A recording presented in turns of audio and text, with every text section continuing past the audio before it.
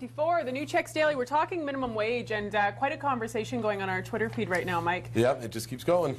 Should we or shouldn't we raise it? So let's do a little introduction quick. Paul Brown, you're from Peterborough Workers Action Centre. That's right. Yep. We have Heather Zischler, and Heather, you're currently making $10.75 an hour. Stu Harrison from Peterborough Chamber of Commerce, and you know who we are. So, but Paul, let's start with you because you have a meeting. You started this campaign about a year ago. You're meeting on the 14th of the month, and it's a provincial campaign to raise the minimum wage from $10.25 an hour to $14 an hour. Why so much? Why start so high, Paul? Well, first of all, there hasn't been an increase to the minimum wage in almost 4 years.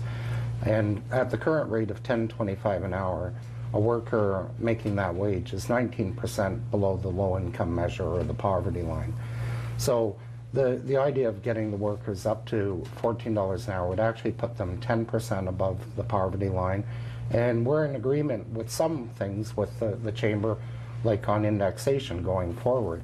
We've got to land on a number that will bring workers out of poverty and then on an ongoing basis review the wage and make adjustments accordingly. Now, Stu, is this something that you would view as being even possible, feasible for Peterborough to have that kind of minimum wage? I think that we're in agreement, as Paul has said, in the need for change. I think it was a huge mistake for the government to not increase it for the last 4 years. It's got to be tied to something. Our recommendation is to tie it to an economic indicator like the Consumer Price Index. As it rises, then minimum wage rises. It's fair to everybody. It's transparent. It's predictable, which is what business likes. $14 an hour. That's definitely a high number.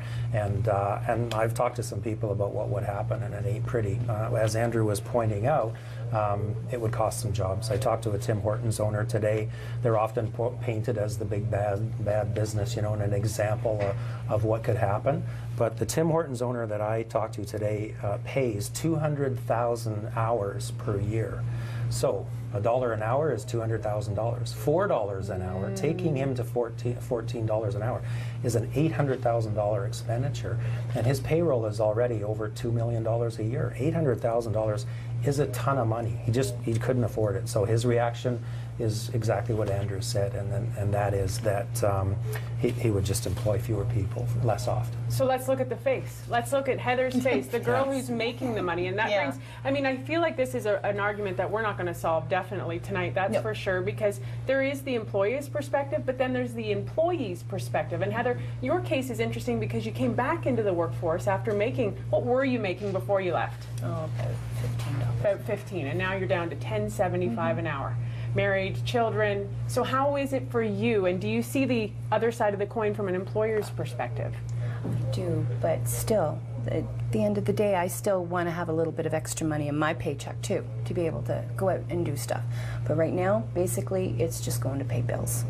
There's nothing left over, and it has to change. And I don't know what the end point is going to be on that, but something has to be done. 4 years is a long time between increases. Would you rather work more and be paid less, or work less and be paid more? Well, there's a great question. Yeah.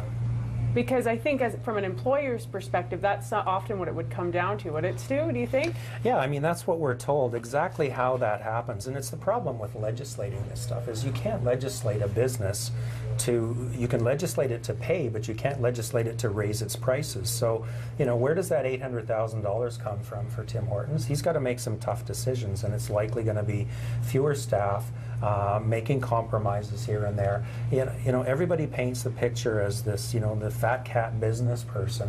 This guy is paying taxes. He's probably paying a loan for his franchise fees. He's employing a whole bunch of people, paying $2 million in wages.